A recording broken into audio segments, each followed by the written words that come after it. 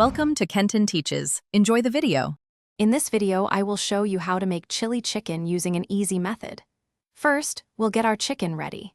You'll want to cut about 1.5 pounds of boneless chicken into 1-inch pieces. Then, marinate it with some ginger garlic paste and your favorite spices for about 30 minutes. While that's marinating, prepare a simple cornstarch slurry for coating. Now, let's get frying.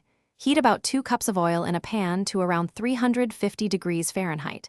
Take your marinated chicken pieces and dip them thoroughly into the cornstarch slurry you prepared earlier. Fry the chicken in small batches until each piece is beautifully golden brown and wonderfully crispy. This step ensures a great texture. Quick recommendation: if you're finding this video helpful, please hit that subscribe button and give us a like. And hey, all that cooking can make you thirsty.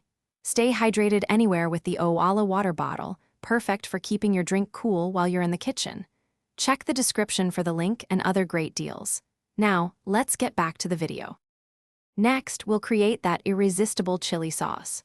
Sauté some chopped onions, colorful bell peppers, and a few green chilies in a separate pan until they're slightly softened. Then, stir in soy sauce, a splash of vinegar, and your preferred chili sauce. Finally, thicken the sauce to perfection by adding a cornstarch and water mixture, ensuring it coats everything beautifully. Almost there. Once your sauce is ready and thickened, gently add all the crispy fried chicken pieces directly into the pan. Toss everything together carefully, making sure each piece of chicken is thoroughly coated in that delicious chili sauce.